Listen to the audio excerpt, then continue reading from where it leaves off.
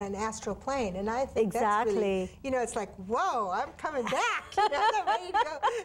But is that true? It is true. It is true. And especially loved ones, when they pass away, it is easier for them to come back through our dreams when we are in a dream state to be able to speak with us. And that's when they say, I could even smell, when my father passed away, I could even smell his presence, you know, and then I would dream about him, and I knew there were actual events that were taking place. It was place at another level. At another level. Wow. It wasn't just about dreaming of past experiences or just that, you know, little girl's desire that I want my daddy back, but it was just literally experiences that were coming through, you know. Wow, isn't that amazing? Is it true that that after a while, you know, when someone's in spirit, they regress back and look younger and younger till we get to where we really want to look, what we want to look like? I mean, we can present ourselves in any way in spirit, but my grandma was like 102 when she passed. Wow, what a blessing.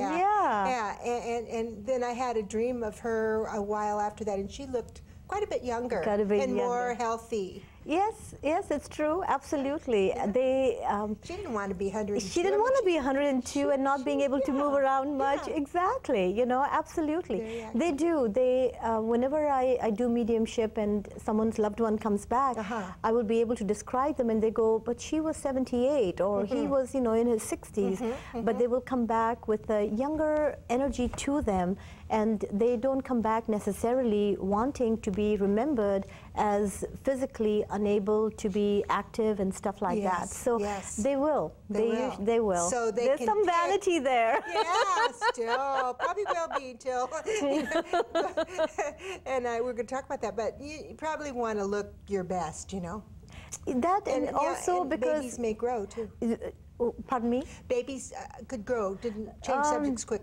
Babies could grow if you mean if a child has passed away? A child has passed, yes. Depends on their life cycle. You know, because I have lost 3 babies, and you have? Yes, and there were, you know, miscarriages, and even in dreams or in meditation, when I've seen them, they've only come in spirit form. That means that they finished that recycle of a karmic lifestyle, and then they've moved on into a different. So then I can only see them in spirit. And it is true of many other clients too. The 3 little beings that were to be yours. Exactly. You saw them in spirit afterwards? In spirit afterwards, exactly. And even did they grow, or were they still No, little? it was more like just a spiritual being versus a person. I see. And when my grandfather passed away, he came back to me. He had died with severe arthritis, so he was pretty crippled by the time he had passed away. But when I saw him in spirit, he was a young, strong man, because he was 6'2", and you know, he held his own, and his arrogance was there. So I'm getting signs. I've got to introduce you. Oh, okay. I mean, you know, who am I? I know. This is our mystery guest tonight, folks. Just listen. No, I want to welcome you back, Usha. Thank you. Usha Tuvel. Thank you. And you come down from the Bay Area, and you're quite a wonderful medium and healer and psychic clairvoyant. Clairvoyant. And you have such an amazing story. I wish you could tell it every time of how you came over here. You met an American, and against a Marine, and here you are with 2 children here. Yes. And your family in India not too happy about it. No, but not you too have happy. A lot of courage, and you've helped all of us so much. Thank you. So it says you were gifted with this clairvoyant and psychic powers and connection, ability, a gift to connect with others. You were born with it and then blessed by a Sufi saint. Yes. Saint, now let me see if I can get it, because several months between I see you and I forget this. Saint, you say it. Saint Nasir. Nasir Fakir. At 2, he blessed you. Yes, he did. And empowered you with this ability to recover from the polio that you had. Is that correct? Yes, because I was paralyzed back down, and I had and I still to this day have no muscles in my knees. Yes. But he gave me the blessing. He put his hand on my head and blessed me and said to my mother that don't worry, as she grows older, she will be able to walk. And God's blessing, I'm able to walk. Yes. And then he gave me a gift. And I don't even consider it a gift, because it's an ability. Because you're not necessarily seeing great things happening to people all the time, or the world or some events, and so therefore it's an ability. But I tried to stay away from it, didn't want to deal with it. Yes. But it's there. It's a very strong part of my everyday life. Yes. So. It certainly is. And you have a practice there in the Bay Area. And I want to encourage everyone to call in and ask for brief questions. But if you'd like to talk to Usha further or even have an appointment, there's a toll-free number that's coming up. I remember that. Took us a while to get to it. You got it right. You got it right this time. But what a wonderful life. And then, you know, here you are, and your family then is still, a lot of your blood family then still is in India, is that correct? Yes, they are. Yeah. Yeah. Okay, but your husband and your 2 daughters, and we're here. We're here. 5 doggies. So it says that you're, 5, yes, I know you got another one. It says that you're here for, to help others. Yes. That you feel that you really are here to help others. I'm lost if I can't look in the monitor. Like narcissistic. No. No, just I kidding. believe. I'm just kidding, my JP over here. So you're here to help others, and I've heard what a wonderful path that is to help others. As long as we don't try to control them, which you don't, and we're going to talk about that. Yeah. We let people be who they are. We have to be who we are. Absolutely. But to walk a path of helping others in whatever you do. You said it wasn't big and worldwide and known, but you'll never know how many people that you've influenced and helped. I mean, just to do what you did.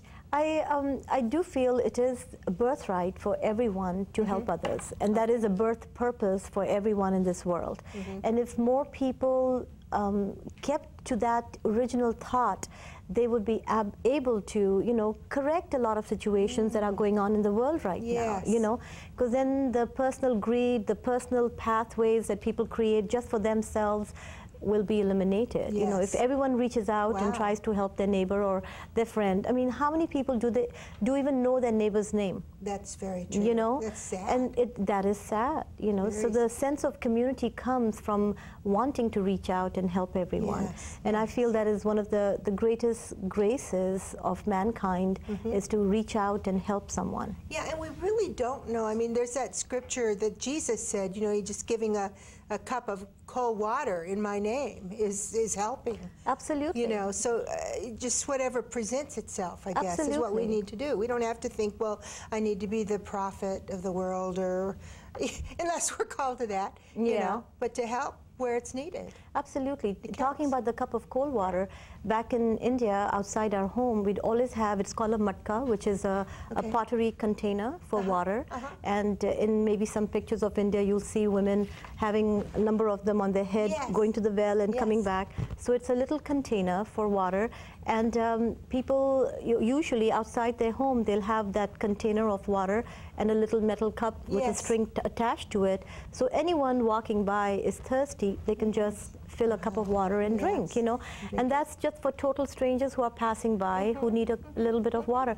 But no one does it anymore. No, they don't anymore. Yeah, when I was a little girl, my grandfather always had it, you know, in place. But nowadays, no one does. But then again, there is just so much disease around too that people are scared. Well, that's true too. But we didn't talk about